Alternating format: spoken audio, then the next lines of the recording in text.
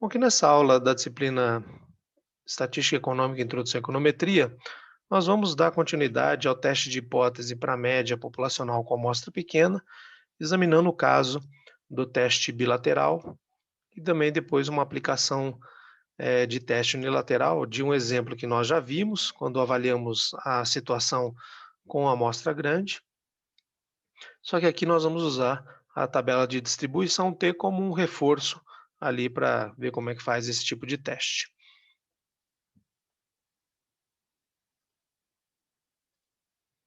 Então, nós vamos retomar aqui o exemplo que nós já vimos daquela máquina de café que, quando regulada, ela deveria colocar 500 gramas de pó de café em cada pacote, mas como a máquina pode sofrer alguma desregulagem, então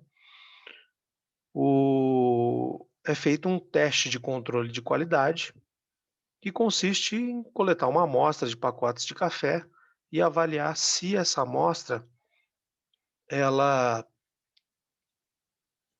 ela indicaria que a máquina tá se a máquina está regulada ou se a máquina, porventura, ficou desregulada.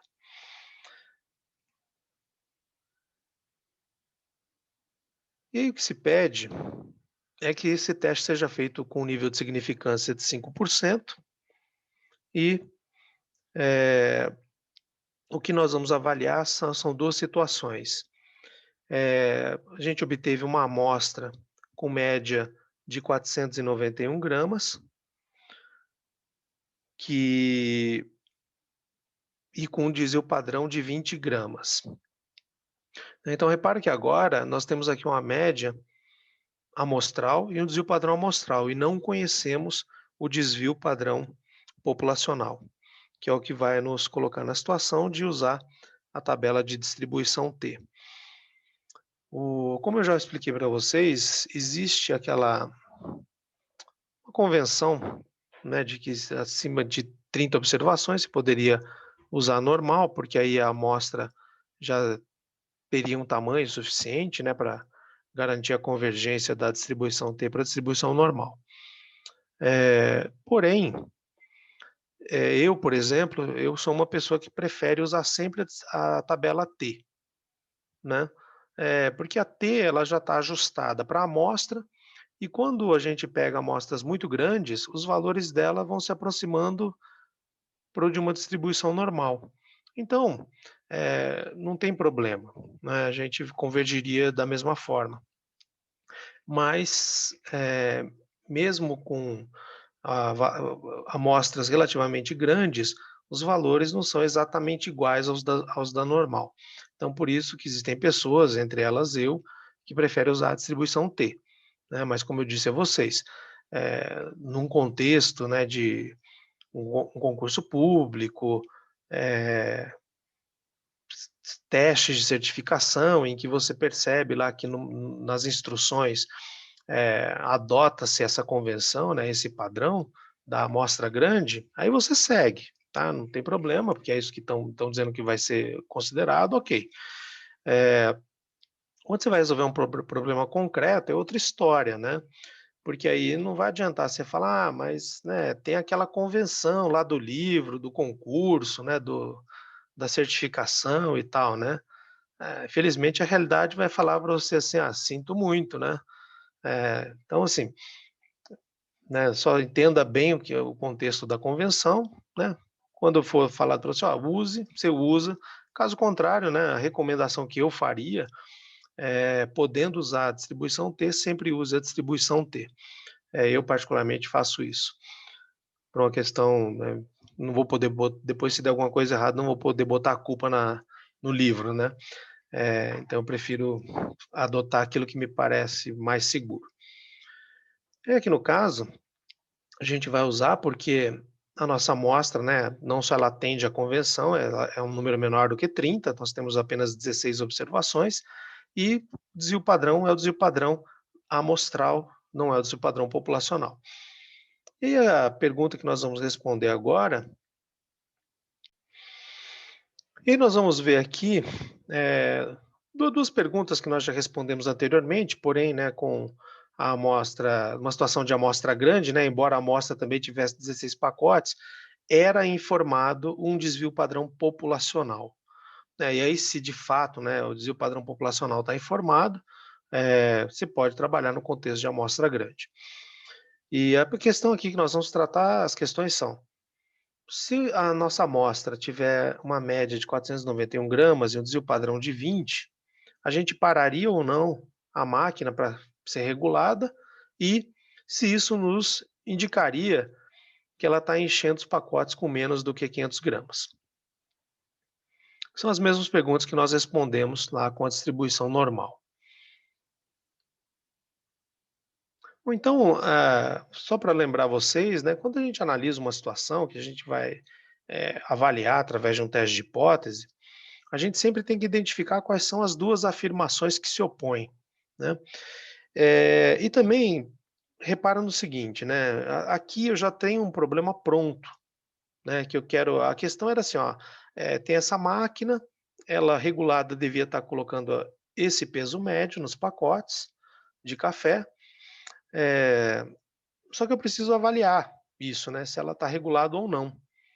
Então, aqui claramente, essa situação de fazer um controle de qualidade, claramente nos coloca duas afirmações opostas, né? A máquina está regulada ou ela não está, né? Não tem outra possibilidade.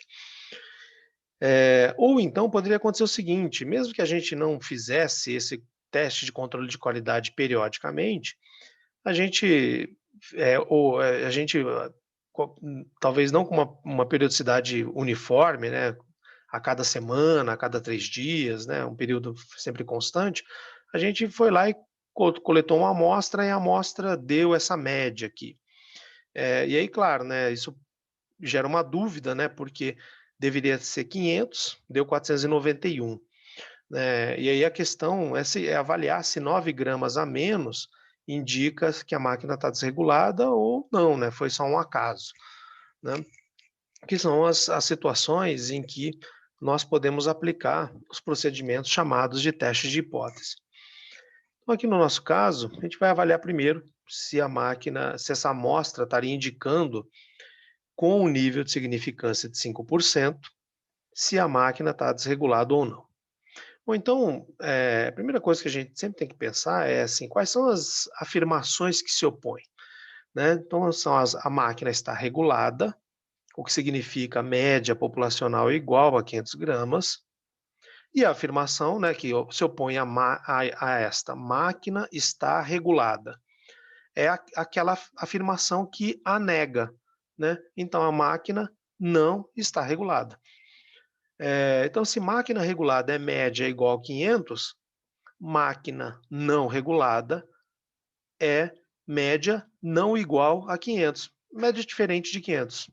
Tá? Então, sempre que a gente consegue identificar, né, as duas informações, as duas afirmações, né, só que uma é negativa da outra, aí nós temos a configuração das hipóteses e podemos proceder ao teste. Então, aqui no caso,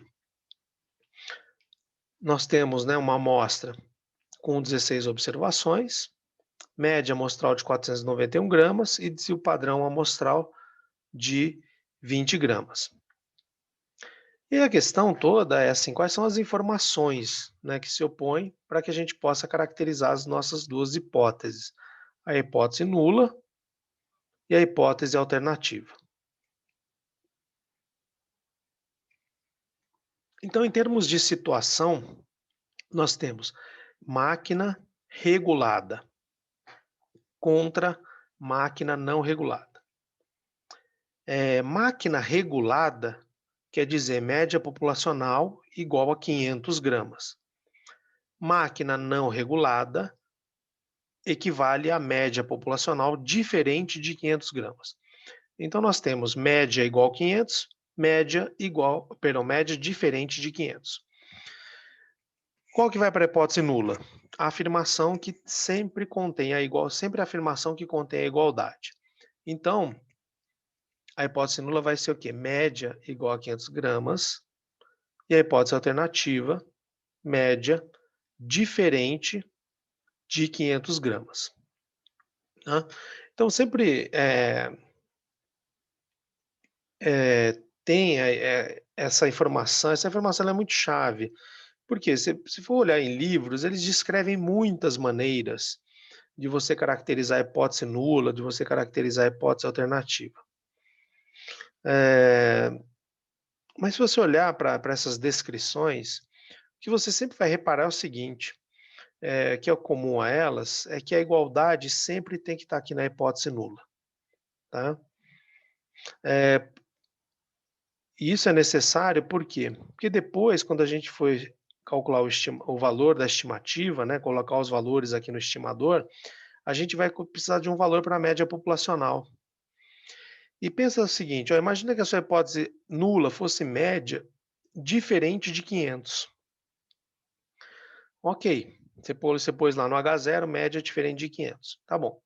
Só que na hora de testar, por uma questão de procedimento, a gente adota essa hipótese. O que é isso aqui, ó, sob H0?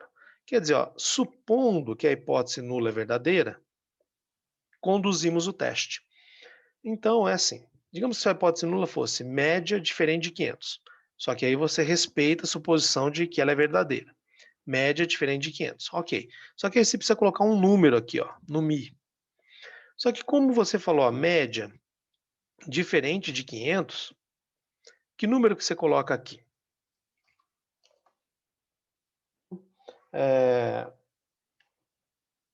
Você vai ter que colocar ali um número diferente de 500. Beleza. O problema disso é que, assim, quantos números diferentes de 500 existem? E que você poderia colocar aqui? Tem infinitos números, né? Muitos valores diferentes. E aí isso daria um problemaço. Por quê? Porque cada um que fizesse esse teste escolheria um número diferente de 500 para colocar aqui no lugar do Mi. E aí, lógico, né? O teste, cada um teríamos algumas decisões diferentes das outras, o que tornaria a situação, assim, um padrão de resolução completamente difícil de ser compreendido, né? Porque a depender de quem fizesse, a depender do número que a pessoa escolhesse para colocar aqui no lugar do parâmetro, eu poderia ter uma decisão ou outra, né? Então, como que a gente consegue dar uma uniformidade para o teste? Para fazer o seguinte, olha, nas condições em que o teste está sendo feito, ou seja, com essa amostra de 16 observações, com essa média amostral, com esse desvio padrão amostral e com nível de significância de 5%, qual é o único jeito da gente tornar essa situação única, né? Porque repara, ó, aqui, ó, o N é igual para todo mundo, o S é igual para todo mundo, a média amostral é igual para todo mundo. O problema é se cada um escolhesse um Mi zero, cada um teria um valor de T diferente. Então, qual é o único jeito de tornar esse teste único, né, para um nível de significância de 5% e eliminar a questão que é assim, depende de quem faz. Não, não depende de quem faz. A gente procede como? A gente sempre vai pegar o número para colocar aqui, ó, no estimador, o número da igualdade. E aí, se a gente coloca a igualdade na hipótese nula, que é aquela que a gente admite que é a correta para executar o teste, aí pronto, esse problema está resolvido.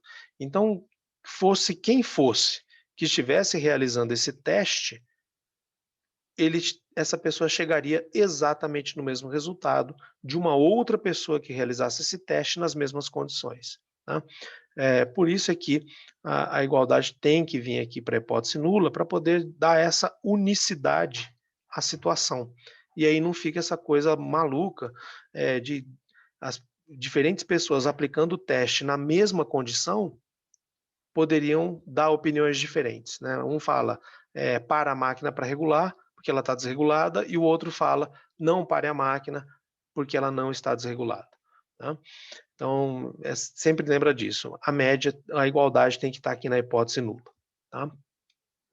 Bom, como a gente está aqui testando a média populacional, num contexto de desconhecimento do desvio padrão populacional, ou seja, usando o desvio padrão amostral, então a gente vai usar um estimador T, que tem distribuição T, com um grau de liberdade que equivale ao tamanho da amostra menos 1. Então, Nosso estimador é a média amostral menos a média populacional associada à hipótese nula, dividido pelo desvio padrão amostral da média amostral, que nada mais é do que o desvio padrão amostral dividido pela raiz do tamanho da amostra. Então, se a gente pegar aqui a fórmula do estimador, aplicar esses valores, né, então 491 no lugar aqui da média amostral observada, 500 no lugar de μ0, né, que é o valor da média populacional associado à hipótese nula, então esse zero aqui está vinculando, né, ao valor da média populacional ao valor que está na hipótese nula, na igualdade, tá? E aí S é 20, N é 16. Então a gente vai ter aqui 500 menos 491, ou perdão, 491 menos 500, teremos então menos 9, dividido por 20, dividido por 4, né? Então aqui nós temos 5. Então a gente vai ter menos 9 sobre 5, que vai dar menos 1,8.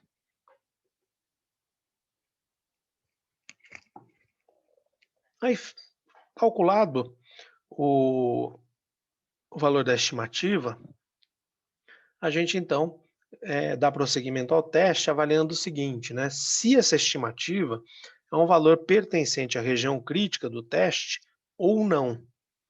Né? Então, para isso, a gente vai precisar tomar o nível de significância que foi pedido para o teste, que foi de 5%. E além disso, a gente vai precisar levar em conta o tipo de teste que nós estamos fazendo, que é um teste bilateral. Tá? Porque isso vai caracterizar o que vai ser ou como vai ser a região crítica do teste. Então, aqui no caso, né, então, ou seja, se a gente voltar aqui para as hipóteses, repara o seguinte, né? Para que lado eu posso negar a hipótese nula? Eu posso negar para valores maiores do que 500, ou seja, para a direita de 500, e eu posso negar para valores menores do que 500, ou seja, para a esquerda de 500. Né? Ou seja, eu nego a afirmação da hipótese nula para os números diferentes de 500. E diferente é para a direita e é para a esquerda. Então é para os dois lados, é bilateral. Por isso que esse teste ele tem esse nome, teste bilateral. Por quê? Porque eu nego a hipótese nula para os dois lados. Ou, posso pensar assim também, a hipótese alternativa ela é válida para os valores diferentes de 500, ou seja, para a esquerda e para a direita de 500. Só que, claro, né, a gente sabe que a gente está trabalhando num contexto amostral, então a gente não toma decisões com base em estimadores pontuais, né, do tipo, olha, eu peguei aqui uma média amostral, deu 491. 491 é diferente de 500, portanto, a máquina vale a hipótese alternativa e a máquina está desregulada. Então, para a máquina, para a produção, chama o serviço de manutenção. Né? A gente está tomando aqui um procedimento um pouco mais cauteloso, né? Que é o quê? Olha, embora a gente esteja usando uma amostra, quer dizer, por estar usando uma amostra, a gente sabe que a amostra não necessariamente ela tem representatividade perfeita, né? Ou extremamente alta. Então a gente está considerando o fato de que isso aqui pode ter vindo, essa média de 491 pode ser fruto de uma amostra menos representativa, né? É, então, ela poderia estar nos dando uma informação enganosa. Então, em vez da gente fazer essa simples comparação entre os valores pontuais e tomar essa decisão, a gente trabalha com a ideia de estimativa por intervalo. Né? Então, a gente vai construir uma região crítica ao redor aqui do valor 500, ou o intervalo de confiança ao redor de 500, que vai deixar fora desse intervalo a região crítica, para ver então se 491 gramas seria um valor pertencente ao intervalo de confiança ao redor da média populacional associada à hipótese nula, ou não. Né? Lembrando a vocês a interpretação de intervalo de confiança, que é o quê? É um conjunto de valores que, do ponto de vista estatístico e para o nível de confiança que foi adotado para a construção do intervalo, eu considero que sejam valores iguais, né. Eh, então, o que eu tenho que ver é, olha, de acordo com o que eu estabeleci, né, em termos de nível de significância, que é 5%, que teria como equivalente um nível de confiança de 95%, se 491 gramas, né, para esses parâmetros de confiança e de significância, seria um valor que estatisticamente é igual a 500 e que, portanto, me faria não rejeitar a hipótese nula, ou, pelo contrário, estatisticamente é diferente de 500, me faria rejeitar a hipótese nula em favor da hipótese alternativa. Então, para fazer isso, a gente vai precisar fazer o quê? Fazer a região crítica. Só que a região crítica ela precisa levar em consideração o nível de significância que foi adotado para o teste, que é uma escolha de quem pediu a análise ou de quem está fazendo a análise, né? Uma escolha pura e simples. É, e aí sim, uma característica da situação que é um teste bilateral. Então, aqui nesse caso, nossa região crítica ela vai ter essa configuração. Ela vai ser a união de dois intervalos, sendo que tem um intervalo aqui para o lado esquerdo, né, dos valores negativos, que pegam desde um valor menos t alfa sobre 2 e todos os valores menores que ele, unido com um intervalo para o lado positivo, que é um valor lá t alfa sobre 2 e todos os valores maiores do que ele. Tá? Então, como o nosso alfa aqui, ó, nosso nível de significância é de 5%, mas o meu teste é bilateral, então eu vou ter que fazer o quê? Eu vou ter que distribuir esse nível de significância para os dois lados. Por isso é que aqui eu vou pegar um quê? Um valor t alfa sobre 2. Agora, que valor que é esse? Que valor que eu vou pegar? Então, para isso a gente vai olhar então uma tabela de distribuição t, para poder estabelecer qual é esse valor, e aí depois a gente pega o oposto dele, né? Porque a distribuição tem uma distribuição simétrica, e as tabelas geralmente são montadas só para os valores positivos. E aí o negativo a gente pega por simetria. Então vamos olhar uma tabela T.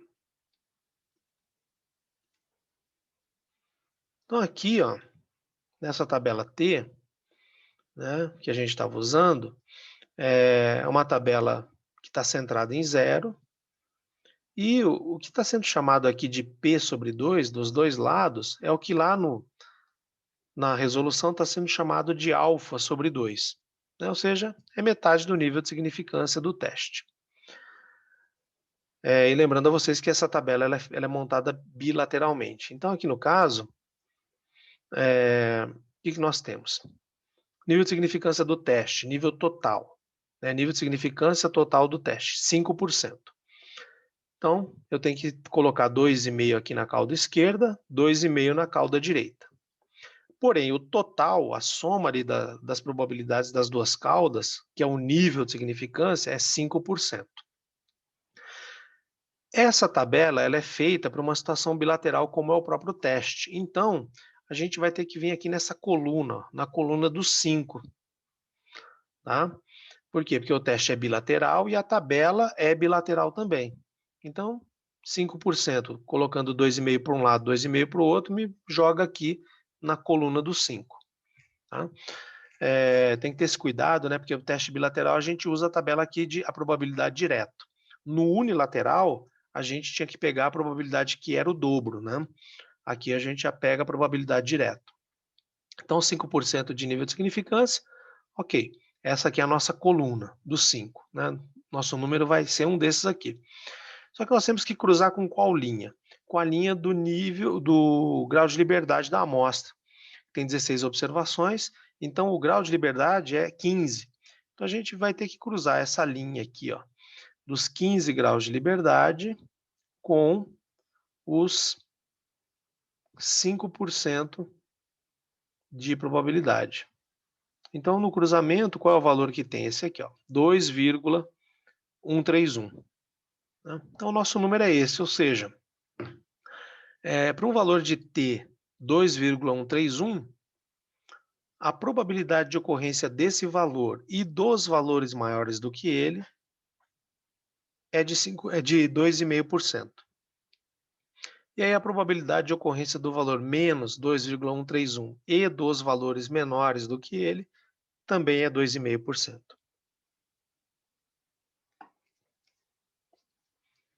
Então, nosso número é esse aqui, ó, 2,131. Então, voltando lá para a nossa resolução. Opa, pera aí.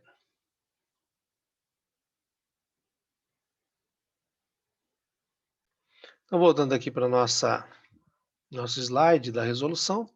Então, a gente substitui o valor do t, né, por 2,131, eu omiti a terceira casa por facilidade, senão fica muito número. E aqui do lado de cá a gente só coloca o negativo. Então, nossa região crítica é essa aqui, ó. Então, o que nós temos que fazer agora é o seguinte, ver se nossa estimativa padronizada é um número que está nesse intervalo ou fora dele, né?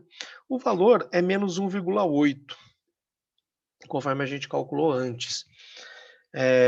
Menos 1,8 é um número que está dentro ou é um número que está fora dessa união de intervalos, né? A gente vê que menos 1,8 é um número que é maior do que menos 2,13 e menor do que 2,13. Então, está fora desse intervalo, né? Então, menos 1,8, sendo um número que não pertence a essa região crítica, nos indicaria para que a hipótese nula não fosse rejeitada.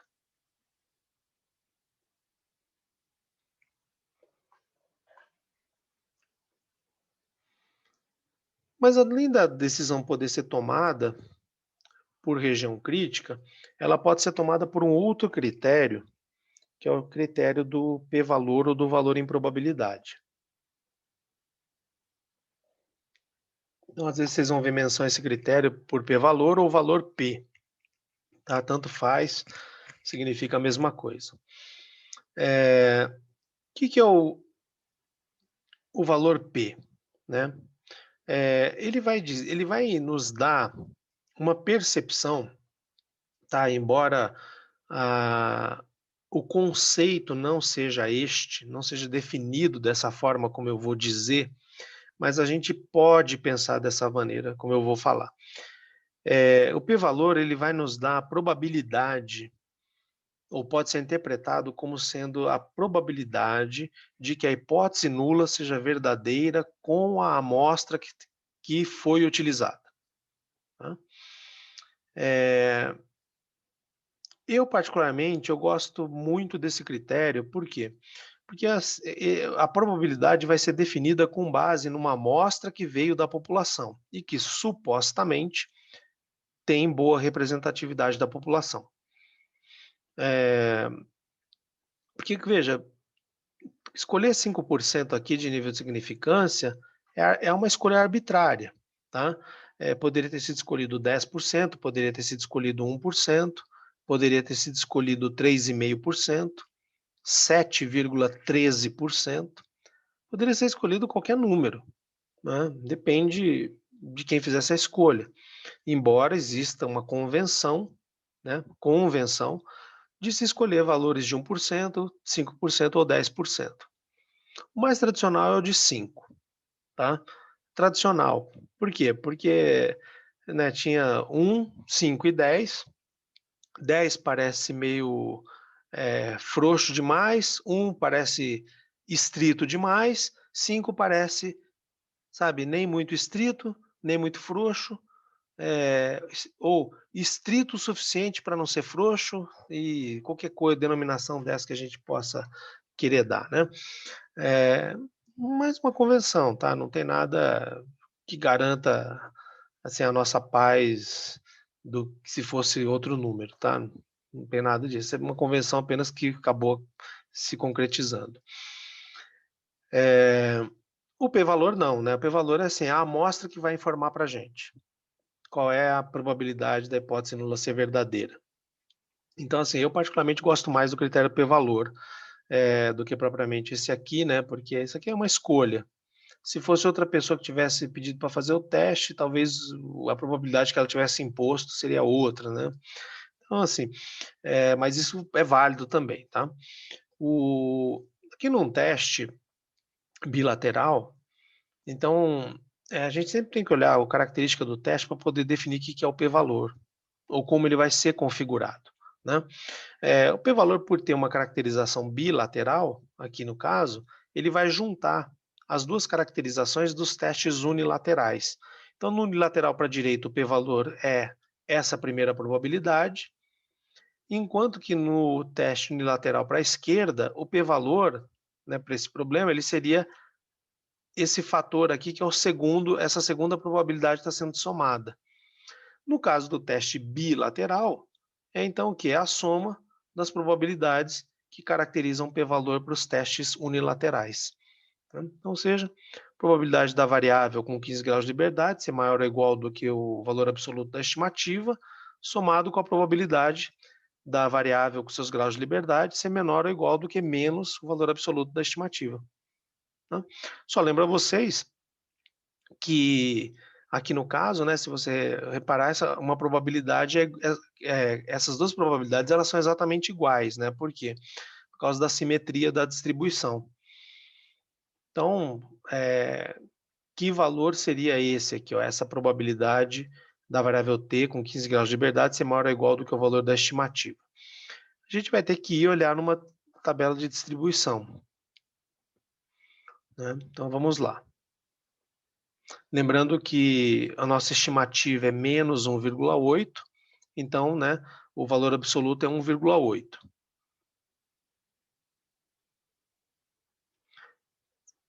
Então, ali na tabela T, o que eu tenho que fazer? Eu tenho que ver o seguinte, ó. Eu tenho que respeitar o grau de liberdade, porque isso é característica da amostra, né? Aí eu tenho que vir aqui, vindo da esquerda para a direita, eu tenho que ir olhando os números e achar onde é que está o valor que eu procuro, que é 1,8. Né? Então, eu venho aqui, ó, 15 graus de liberdade, começo. Vou vindo aqui para a direita, 0,691, 0,8, aqui já está 1, vou indo, 1,753, 1,812, pronto, cheguei nele. Né? Na verdade, eu quero 1,8, 1,8. Então, ele está aqui, ó, um pouquinho antes desse 1,812. Né? Está aqui, ó, entre esses dois valores. Então, o que eu faço? Eu venho para cima aqui, ó. Né? Então, achei mais ou menos onde está o número, para os graus de liberdade, eu venho aqui para achar onde está a probabilidade.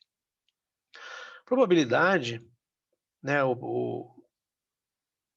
a probabilidade bilateral, ela está entre 9 e 10%. Ela é maior que 9%, ela é menor do que 10%. E aí, aqui no caso bilateral, é isso que vai caracterizar o meu p-valor para o teste bilateral. Então, essa probabilidade aqui, ó, que é o valor já que está lá em cima na tabela de distribuição T, ela é uma probabilidade entre 9 e 10%. Né?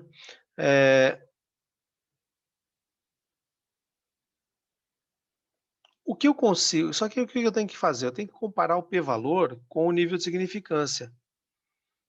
Né? Essa probabilidade aqui, embora eu não tenha achado o valor exato dela, eu sei que ela está entre 9 e 10%. E a questão não importa exatamente o valor, digamos, exato dessa probabilidade, o que importa é se ela é maior, igual ou menor do que o nível de significância do teste. Aqui no caso, ela é maior. E se ela é maior, então a minha decisão por esse critério é de que eu não devo rejeitar a hipótese nula. Do ponto de vista interpretativo, seria algo mais ou menos assim, né? Digo mais ou menos por quê? Porque isso não é uma definição, é uma maneira de interpretar, tá? O que o p-valor me informa? Probabilidade da hipótese nula ser verdadeira com a amostra que está sendo usada. O que é o nível de significância? Como ele pode ser interpretado? A probabilidade mínima que a amostra deveria apresentar de a hipótese nula ser verdadeira para que eu considerasse que essa hipótese nula é verdadeira. Então, ou seja, eu tenho que ver pelo menos 5% de probabilidade da hipótese nula ser verdadeira para achar que ela é verdadeira. Quanto que eu obtive? De acordo com a amostra que eu usei. Uma probabilidade entre 9% e 10%. Bom, então eu vi a amostra me forneceu uma probabilidade maior do que a mínima que eu exigia ver para poder achar que a hipótese nula é verdadeira? Sim. Por quê? Porque é maior que 9%. Bom, então eu devo achar o quê? Eu devo achar que a hipótese nula deve ser verdadeira de acordo com a amostra. Então, se eu acho que ela é verdadeira, eu não a rejeito. Por isso que o teste é feito, as decisões tomadas foram essas. Se porventura o p-valor tivesse dado menor do que o nível de significância, né, especificamente menor ou igual, aí nossa decisão teria sido oposta, teria sido pela rejeição da hipótese nula.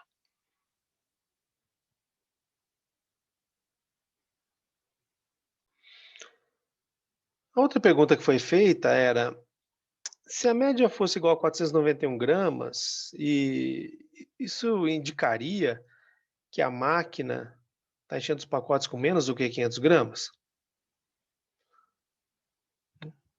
Vamos tratar dessa pergunta agora.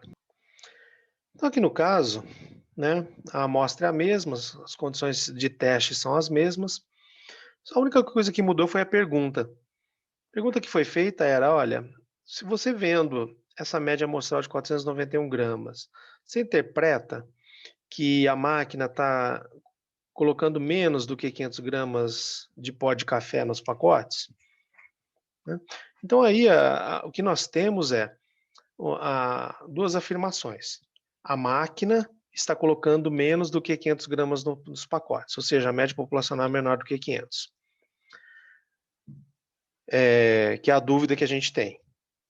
Aí sempre a gente tem que pensar na informação oposta, né?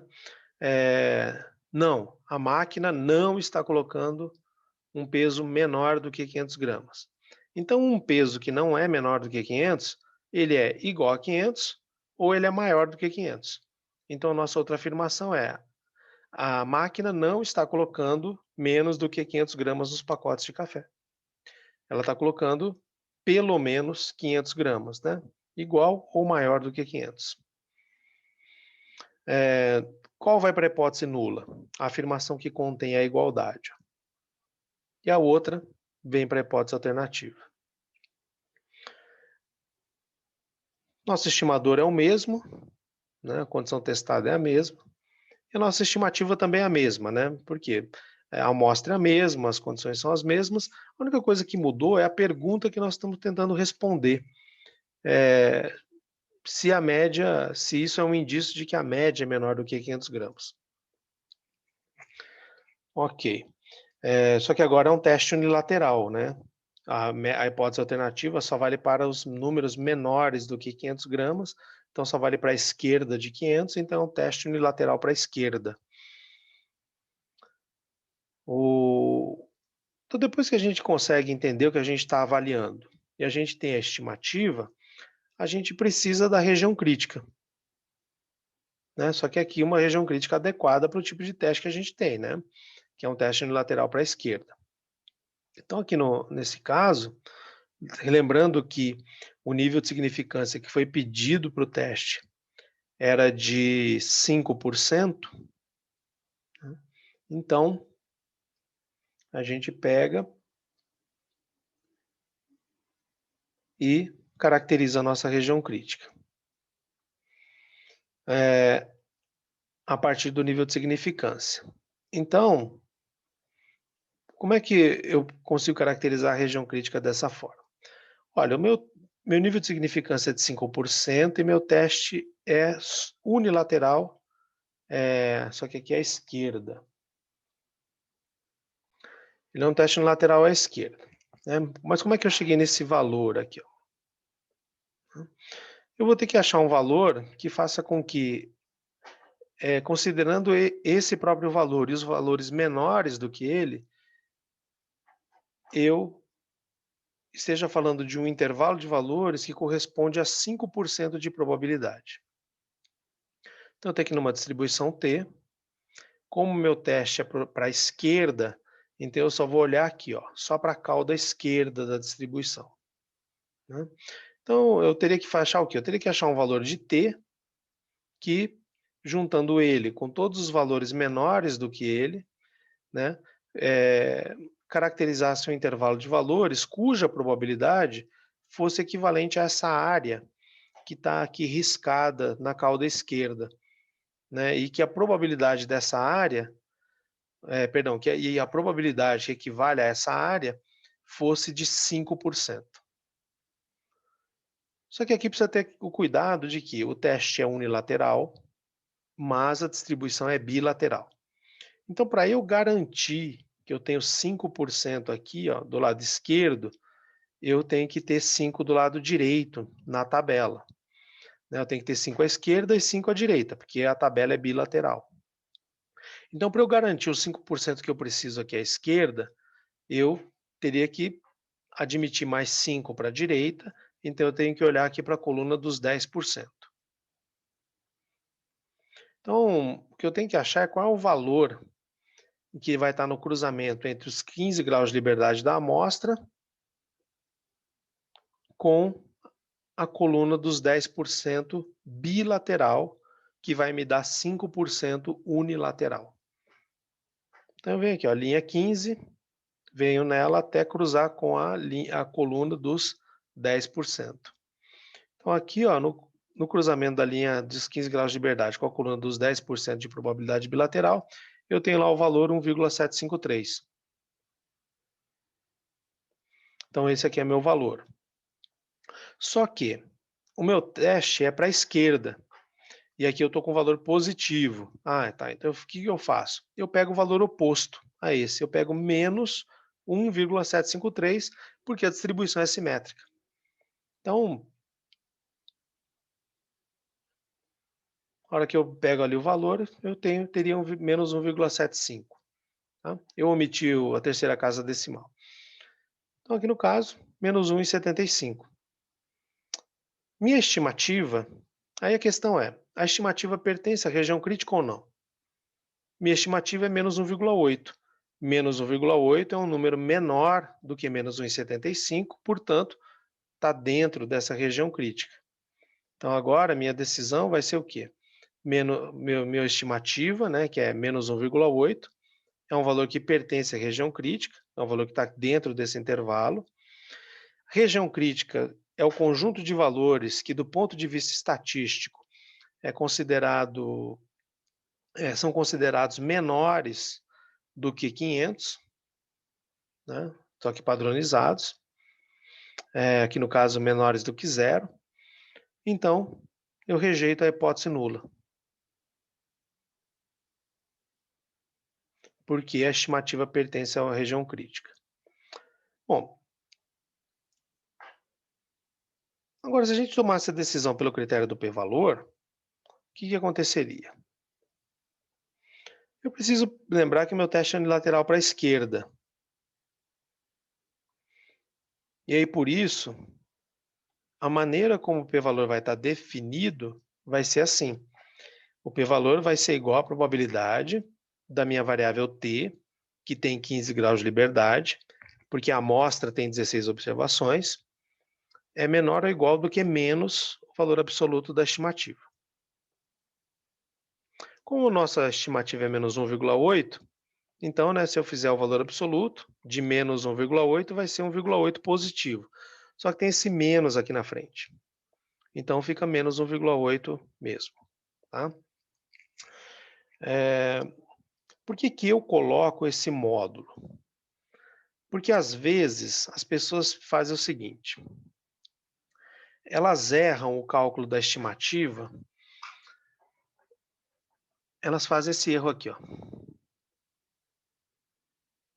Elas trocam o 500 com o 491 de lugar. E aí o que vai acontecer? Vai ficar positivo. A diferença vai ficar positiva. E aí essa valor aqui, ele, em vez de ser negativo, ele fica positivo.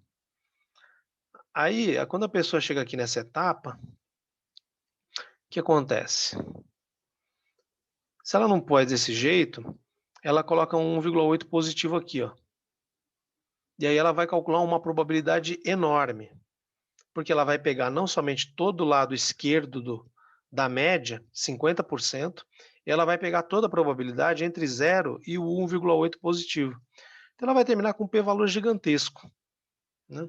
E aí, claro, ela vai achar que a amostra dela, assim, né, apresenta uma probabilidade da hipótese nula ser verdadeira que é enorme. Lógico que ela vai fazer o quê? Ela nunca vai rejeitar a hipótese nula, porque ela está vendo uma probabilidade enorme da hipótese nula ser verdadeira. Só que às vezes é o quê? A pessoa ela só, perdão.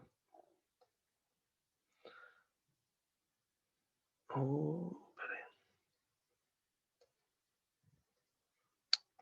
Que coisa isso. Ela só trocou esses dois de lugar aqui, e isso é suficiente para ela tomar uma adesão totalmente errada. Então, como é que eu vou achar o p-valor aqui nesse caso, né? De novo, tem que ir lá numa tabela T. Só que aqui eu quero o quê? Eu quero a probabilidade de uma variável T com 15 graus de liberdade ser menor ou igual do que menos 1,8. Só que aí lembra, né? A tabela é só para o lado positivo. Só que a distribuição é simétrica. Então basta eu pegar o seguinte, a probabilidade de T com 15 graus de liberdade maior ou igual, né? Então eu oponho maior ou igual, só que aí eu ponho aqui também, né? 1,8 positivo. Então eu vou ali na tabela, venho aqui na linha dos graus de liberdade da amostra, né, do 15, e aí vou fazer assim, ó, venho andando aqui na tabela, que eu tenho que achar o valor 1,8. Então eu vou vindo aqui para a direita, ele está mais ou menos aqui, ó, entre 1,753 e 1,812. Né? Está mais próximo aqui do 1,812, que é 1,8. Então eu venho aqui para a parte de cima da tabela, e aí vou ver o seguinte, olha, a probabilidade bilateral está entre 10 e 9, está entre 9 e 10%, né? Tá aqui, ó. Só que aí meu teste é unilateral. Então ele vai estar entre metade de 9, 4,5%, e metade de 10, 5%. Ele é uma probabilidade entre 4,5% e 5%, mais próxima de 4,5%, né? Por quê? Porque 1,8 está mais perto desse valor aqui, ó, da coluna dos 9%, do que do número da coluna dos 10%. Então, tomando aqui os 15 graus de liberdade, então meu p-valor está entre 4,5% e 10%, entre 4,5% e 5%. Então, se ele está entre 4,5% e 5%, com certeza é uma probabilidade menor do que o nível de significância de 5% do teste. Então, como meu p-valor é menor do que meu nível de significância, eu vou rejeitar a hipótese nula. Né? E se eu rejeitei a hipótese nula aqui desse teste, né, o que isso está me dizendo? Que, com base no teste, eu entendo que a máquina está colocando menos do que 500 gramas de pó de café nos pacotes de café. Aí vem uma pergunta que eu fiz para vocês, né? Olha, não é estranho isso? Que quando eu testei para ver o seguinte, olha, a máquina está colocando um valor diferente de 500 gramas? Aí a resposta foi não, não está. A gente não rejeitou a hipótese nula do primeiro teste, média igual a 500. Então a gente acha que a média de 491 gramas, né, com nível de significância de 5%, não indica que a máquina está colocando um peso diferente de 500 gramas. Que a gente acredita que foi um problema da amostra. Só que aí quando a gente muda a pergunta, fala assim: "Ó, tá bom, mas você acha que está colocando menos então?" Aí a gente fala: "Sim, a gente acha que está colocando menos", porque a hipótese nula aqui testada agora é menos do que 500 gramas. Antes era: "Você acha que está colocando diferente de 500?" Aí a gente falou: "Não". Só que quando pergunta se a gente acha que está pondo menos, a gente diz que sim, né. Por que que isso aconteceu?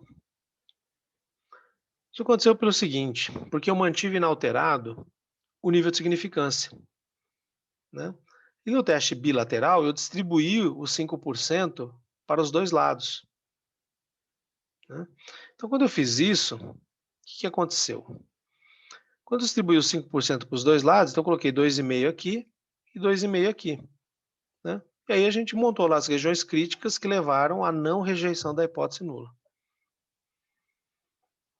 Mas quando eu mudei a pergunta, eu falei: "Ah, tá bom, mas olhando então essa mesma amostra, né, mesma situação, você acha que está colocando menos do que 500 gramas?" E testa e foi pedido para testar com 5%. O que que eu fiz? Eu peguei, em vez de trabalhar com 2,5% aqui na cauda esquerda, eu coloquei mais 2,5. Então, naturalmente, o valor aqui que demarca o início da região crítica, ele veio para a direita. Ele passou a incluir mais valores. Então, antes, no bilateral, o 1,8 ele estava ficando aqui, ó, fora da região crítica.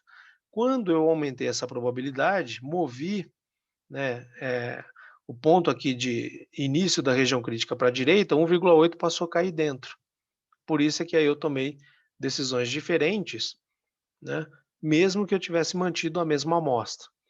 Então, tem que ter sempre bastante atenção em relação a isso, porque você tem que sempre olhar que a decisão ela é válida para o contexto que foi testado, né, porque senão pode parecer que existem interpretações estranhas, né, como por exemplo: "Olha, como é que pode então que você não acha que essa amostra indica um peso diferente de 500, mas ao mesmo tempo você acha que essa mesma amostra indica um peso que é menor do que 500 e, portanto, se é menor do que 500, necessariamente é diferente de 500", né.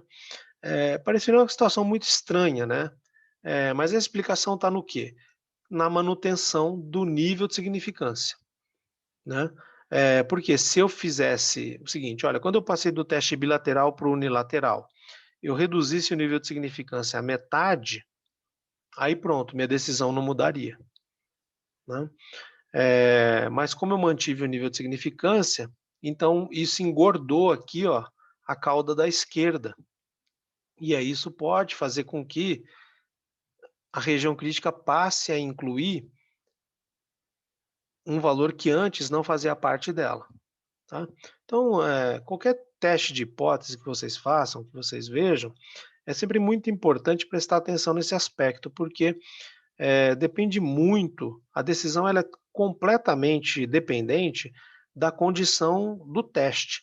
Se você muda, por exemplo, o nível de significância, você pode mudar a decisão do teste. Tá? Se você muda a amostra, isso pode acontecer. Então, assim, não tem, o teste é feito para aquela condição particular. Se mudou alguma coisa, a decisão naturalmente pode ser diferente, tá? Então, é sempre muito importante entender isso, de que os testes de hipótese são decisões muito específicas e não dá para a gente ficar falando, ah, não, isso foi um teste que um dia eu vi na vida, deu isso, então todo o resto vale, tá? Não, você sempre precisa executar o teste quando alguma informação for modificada, tá? Porque isso pode ser a diferença entre tomar uma decisão de aceitação ou de rejeição da hipótese nula. Então, veja, quando nós fazemos um teste de hipótese, né, como é que nós procedemos? A gente usa uma estimativa, que é uma evidência amostral, né, de uma amostra que veio da população, e aí, com base nessa estimativa, a gente vai tomar uma decisão. Essa decisão, ela vai nos levar à rejeição da hipótese nula ou ela vai levar à não rejeição da hipótese nula. Então, só tem essas duas decisões que podem ser tomadas. Agora, o que a gente nunca sabe é o seguinte: se a decisão que a gente tomou foi certa ou se ela foi errada, né? A gente precisa tomar uma decisão, só que a gente não sabe se acertou ou não. Então, isso acontece por quê? Porque a gente não sabe se a hipótese nula é verdadeira, né? O que a gente fez? A gente rejeitou a hipótese nula ou a gente não rejeitou? É só isso que a gente fez. Rejeitou ou não? A gente não está falando se ela é verdadeira ou se ela é falsa. A gente está falando que a gente acha que ela é verdadeira ou ela deve ser verdadeira, ou a gente acha que ela é falsa ou ela deve ser falsa. Mas a gente não sabe se de fato ela é verdadeira ou se ela é falsa. Por isso é que a gente nunca vai ter certeza se a decisão que a gente tomou de rejeitar ou não essa hipótese nula, se essa decisão foi certa ou se essa decisão foi errada, né? Eh, Porque veja, o que acontece é algo assim: existe uma situação populacional, né, eh, que está sendo retratada de alguma forma ali pela hipótese nula. Só que a gente não sabe se o que a hipótese nula está retratando, se a afirmação que está contida na hipótese nula, a gente não sabe se ela é verdadeira ou se ela é falsa. Ela pode ser verdadeira ou ela pode ser falsa, só que a gente não sabe. Porque se a gente soubesse, e como ali está a situação populacional, a gente não estaria testando, né? A gente só testa porque a gente não sabe. E não sabendo, a gente tem que entender, olha, eu não sei se ela é verdadeira ou se ela é falsa, mas mesmo assim, né, vou tomar uma decisão. E essa decisão, ela pode ser o quê? Rejeita a hipótese nula ou não rejeita. Aí repara aqui, quando nós não rejeitamos a hipótese nula, e de fato ela é verdadeira, foi uma decisão certa. E quando nós rejeitamos a hipótese nula, e de fato ela é falsa, embora nós não saibamos disso, também foi uma decisão certa, né? Nós não rejeitamos uma hipótese que é verdadeira. Então, isso foi uma decisão acertada. Eu não rejeitei uma informação que é verdadeira. Ou eu rejeitei uma informação que é falsa. Também acertei na minha decisão. Só que pode acontecer também o quê? Pode ser que eu rejeite a hipótese nula, né? Eu executo o teste e aí eu opto pela decisão de rejeitar. Só que aí eu rejeitei uma informação que era verdadeira. Então eu errei. Minha decisão foi errada. Ou pode acontecer também o quê? Eu não rejeito uma informação que é falsa. E aí eu também erro, tá? Aí para diferenciar esses dois tipos de erro, eles foram denominados da seguinte forma: rejeitar a hipótese nula, dado que ela é verdadeira, foi chamado de erro do tipo 1. E não rejeitar a hipótese nula, embora ela seja falsa, foi chamado de erro de tipo 2. Então tem o erro tipo 1 e o erro tipo 2. O erro tipo 1, rejeitar a hipótese nula, embora ela seja verdadeira. O erro tipo 2, não rejeitar a hipótese nula, embora ela seja falsa. Bom, em função disso, a gente estabelece, a gente denomina como nível de significância a probabilidade de cometer o erro do tipo 1. Tá? Então, o nível de significância que a gente adota para o teste é a probabilidade de cometer o erro do tipo 1, que é a probabilidade de fazer o quê? Rejeitar a hipótese nula, embora ela seja verdadeira. Tá? Então, quando a gente escolhe um nível de significância de um teste, o que a gente está fazendo? A gente está escolhendo qual é a probabilidade de cometer esse erro aqui, ó, de eu rejeitar erroneamente a hipótese nula.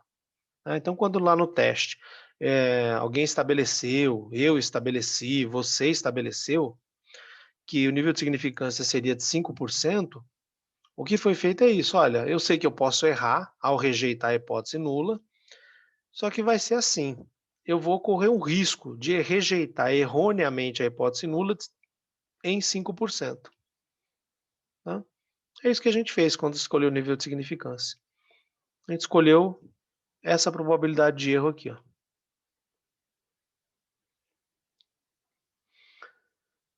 O que é o nível de confiança? Né? O nível de confiança é 1 menos o nível de significância. Então veja que nível de confiança é um conceito complementar a nível de significância.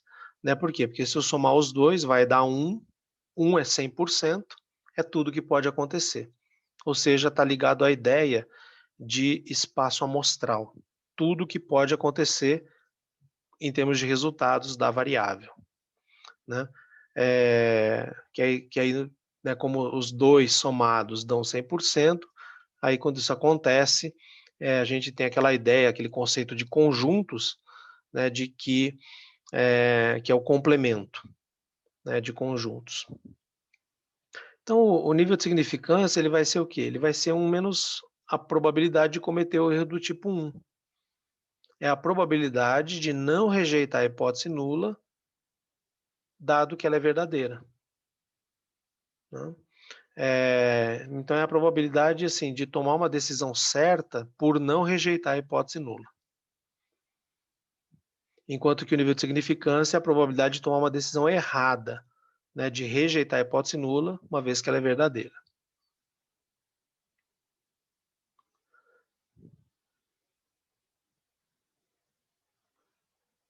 Agora, e a probabilidade de cometer o erro do tipo 2? Ela é chamada de beta. Né?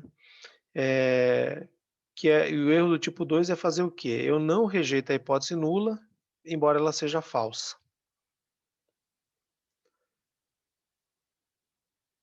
E aí, associada a essa probabilidade do erro do tipo 2, existe o conceito chamado poder do teste, que é o quê? É 1 menos beta, que é a probabilidade de rejeitar a hipótese nula, uma vez que ela é falsa. Tá? Então, repara que quando eu fixo o nível de significância, eu fixo essa probabilidade aqui, ó. Tá? Eu vou, a probabilidade de cometer um erro, dado que a hipótese nula é verdadeira. E o que se chama poder de teste é a probabilidade de também cometer um erro, perdão, é a probabilidade de rejeitar corretamente a hipótese nula. Né? A probabilidade de não rejeitar corretamente a hipótese nula é o nível de confiança. E a probabilidade de rejeitar corretamente a hipótese nula é o poder do teste. Tá? E aí isso é um tema que eu vou tratar posteriormente, mas só para vocês terem uma ideia, dessas, não somente dessas probabilidades, mas sobretudo dessa tabela aqui, né, porque a gente veio usando o nível de significância, né, sem entender exatamente qual era, o que essa probabilidade indicava, né, o que ela estava associada, e aí é importante vocês entenderem isso, né, que quando eu vou lá e fixo um nível de significância para o teste, o que eu fiz foi eu marquei uma probabilidade de cometer esse erro aqui, ó, de rejeitar a hipótese nula de maneira equivocada, tá? Que é a probabilidade mais comum que a gente caracteriza num teste de hipótese. Mas não é a única, né? Existe a probabilidade do erro do tipo 2, que é o beta, e existem as probabilidades de acerto também, né? Que é o nível de significância, que vai estar aqui, e o poder de teste, que vai estar aqui.